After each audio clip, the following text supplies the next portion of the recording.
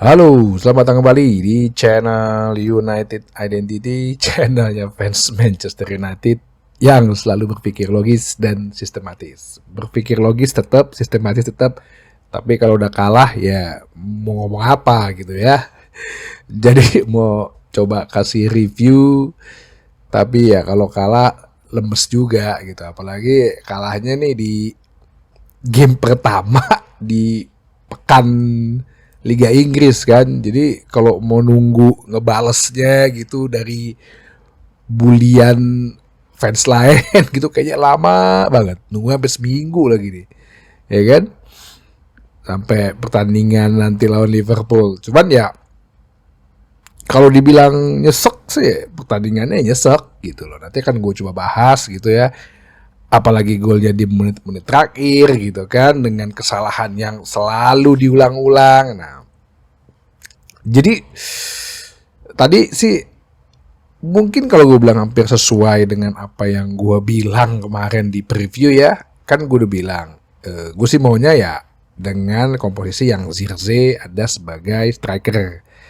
Tapi bisa jadi plan B-nya malah yang dikeluarin, yaitu sama line up-nya dengan waktu lawan Fulham. Dan kejadian, gue udah bilang, lu jangan ngomel-ngomel kalau line up-nya sama.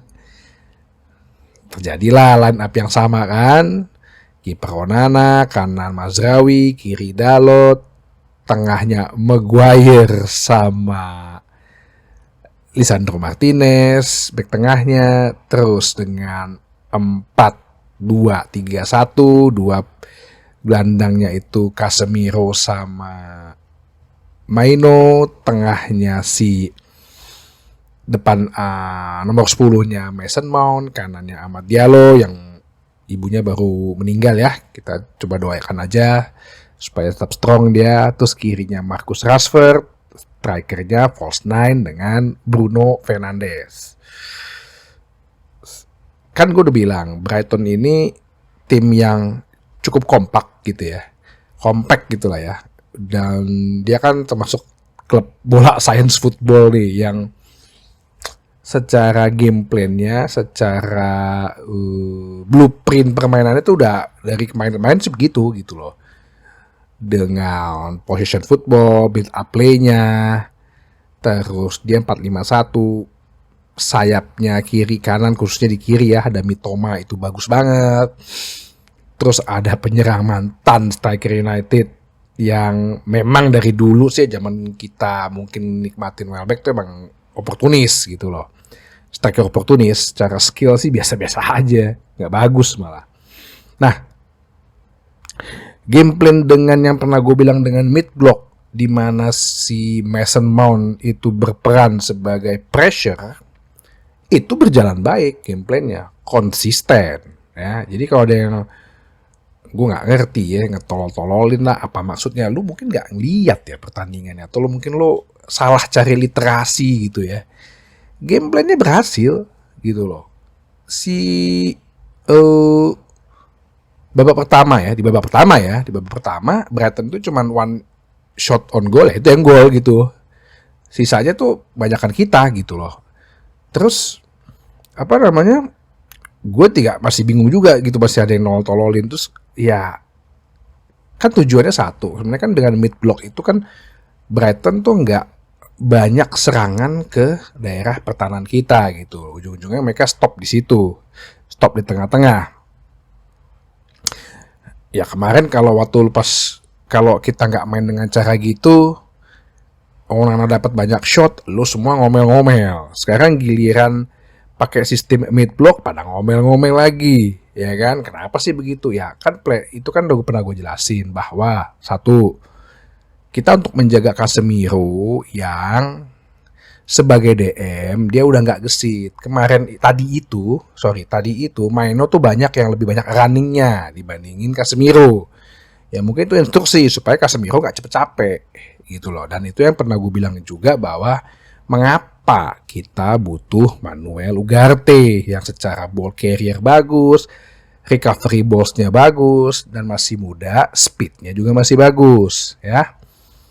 Di babak pertama lu bisa ngelihat bahwa Fulham si Brighton itu serangannya jauh dibandingin Fulham kemarin gitu. Sayap-sayapnya lebih visioner, terus game plan mereka juga lebih bagus. Aliran bolanya ngalir, cuman nggak terlalu banyak berarti juga ke gawang karena dengan sistem mid blocknya itu, dengan sistem si Mason Mount jadi ya sang recovery ball yang dia bagus dalam mengejar bola segala macem. Dan sekali lagi game plan itu berjalan konsisten kok dijalankan, tapi finishingnya ngaco. Gue catat tuh yang Dalot umpan lambung ke Amad Diallo, gue nggak ngerti kenapa langsung tembak, kenapa nggak nyundul ya atau tahan dulu gitu ya. Terus Maino juga, Casemiro sundulannya buru-buru banget yang dari umpan free kick. Terus Dalot juga tendangannya, nggak tahu deh, gue kayak terburu-buru gitu ya. Akhirnya dapatlah chance gitu ya dari si awal sih sebenarnya gue nggak ngesalahin yang pas pada saat si Maguire nggak nyampe itu loh. Sebenarnya dari awal pas lagi umpan lambung dari sayap kanannya Brighton itu kenapa nggak di-clearkan dulu gitu loh, malah dibiarin. Akhirnya padahal ada Mitoma di situ ya. Itu merupakan gue bilang golnya adalah individual error ya. Individual errornya bukan pada saat yang sebelum si Welbeck akhirnya motong bola, tapi sebelumnya lagi pada saat bola lambung dari sayap kanan atau dari sisi kiri pertahanan kita itu kenapa nggak di-clearin aja. Akhirnya dapatlah gol menit ke-31 Brighton 1-0. Nah, kita sempat masih jerang, ada Rashford tapi offside. Mount juga shoot pelan banget. Oke, babak kedua gue berpikir bahwa sebenarnya ini masih bisa strategi ini dilaksanain, cuman finishingnya gitu loh.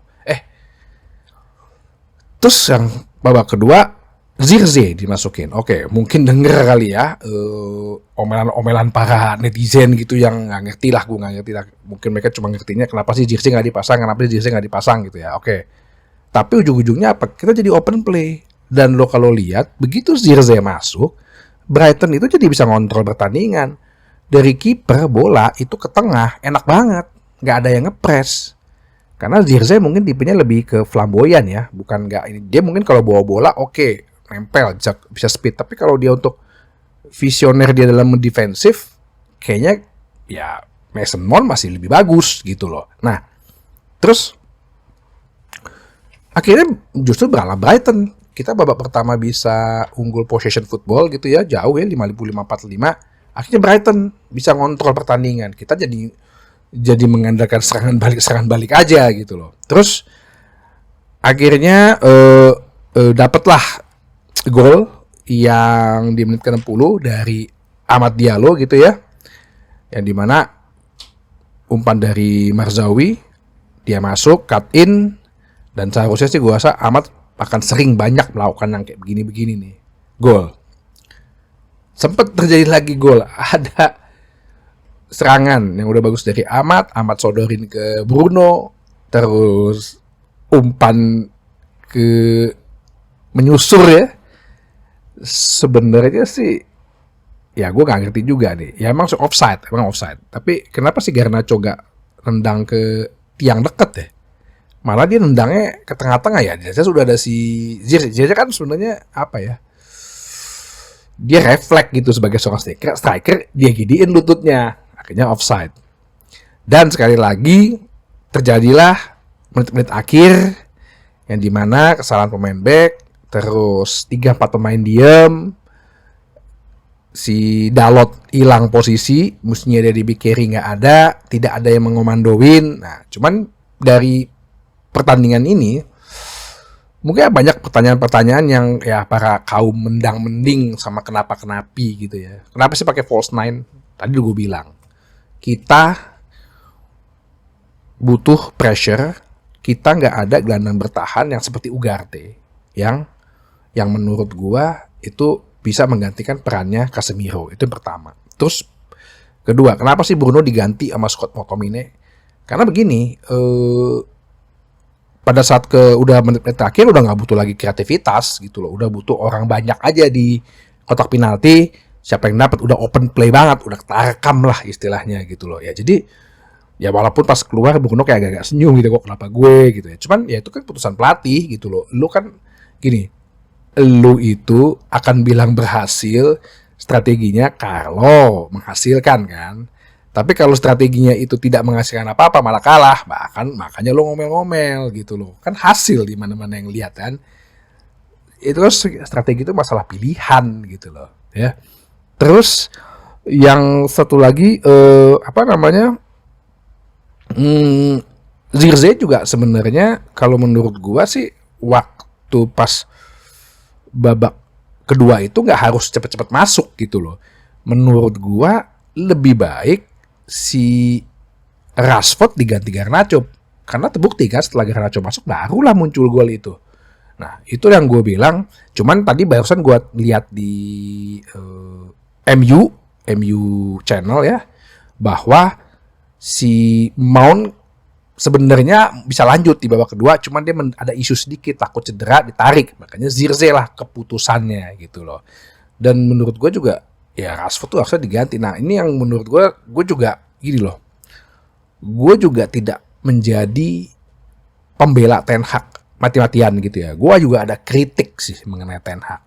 Kalau masalah game plan, gue udah jelasin bahwa emang itu cara yang harus dilakukan, di mana kita nggak punya gelandang bertahan, ya.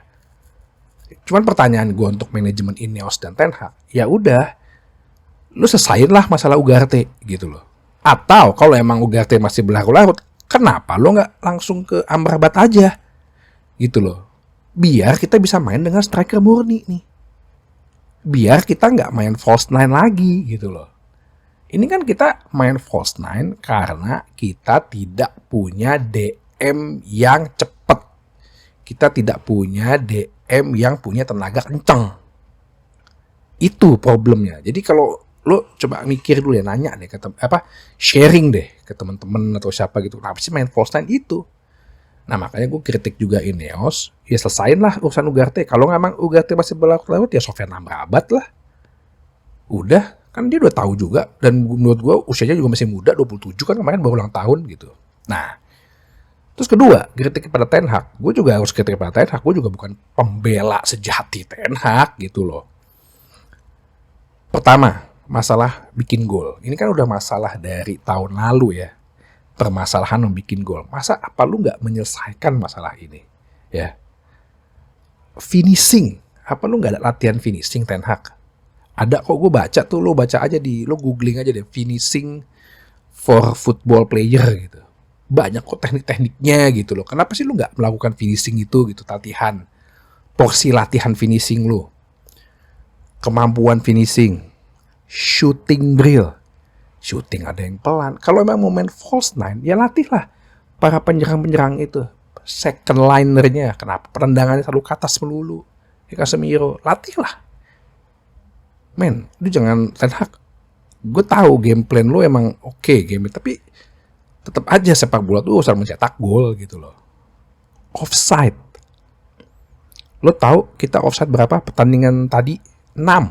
Brighton 0. Waktu lawan Fulham offside kita 3. Fulham 1. Kenapa pemain nggak bisa untuk memposisikan diri onside? Latih dong Ten Hag. Coba. Sampai si Laurie Whitwell tuh nge-tweet tuh, kenapa ya kita nggak pernah bisa onside ya? Nah ini kritik gue terhadap Ten Hag gitu loh. Bukan permasalahan pemilihan pemain, bukan permasalahan strategi, enggak. Yang kekurangan lo apa sih dari tahun lalu? Finishing kan, mencetak gol. Kok bisa offside dulu sih? Ya kalau emang lo mau main false nine, second line lo dilatih dong shooting drillnya, mencetak golnya, kan gitu. Itu satu. Dan kedua, kenapa lo masih memaksakan Rashford gitu? Gue tahu sih Garnacho sih emang mungkin secara skill individu kalah ya sama Rashford ya. Cuman efeknya sama efektivitasnya itu masih terasa gitu loh. Itu yang gue bilang. Dan ketiga yang terakhir yaitu menit terakhir, fokus di menit terakhir ini muncul lagi. Ini yang gue kritik dari Ten Hag ya. Jadi gue bukan pembela Ten Hag banget, gue kritik dia juga gitu loh. Fokus di menit terakhir ini ada lagi nih, nggak bisa fokus. Mungkin bagi gue salah satu yang gue bilang kenapa Bruno diganti Scott McTominay bukan masalah strategi, nggak ada yang leadernya pada saat di lapangan, nggak ada yang komandoin. Apakah tadi musuhnya De Ligt disuruh pas untuk mengkomandoin, itu kan tadi berantakan banget gitu loh. Nah ini ya yang menurut gue kritik buat Ten Hag dari United Identity. Jadi ya udah, cuma beda 3 poin kok sama pucuk pimpinan klasemen ya. Jadi masih panjang, masih ada 36 pertandingan lagi. Ya, semoga terus memperbaiki dan transfer pemain dicepetin deh kalau bisa deh. Kalau emang strateginya pengen main, nggak mau main false nine gitu ya. Sampai jumpa lagi di bahasan berikutnya di channel United Identity, channelnya fans Manchester United yang selalu berpikir logis dan berpikir sistematis dan tetap senyum walaupun kalah. Oke? Sampai jumpa.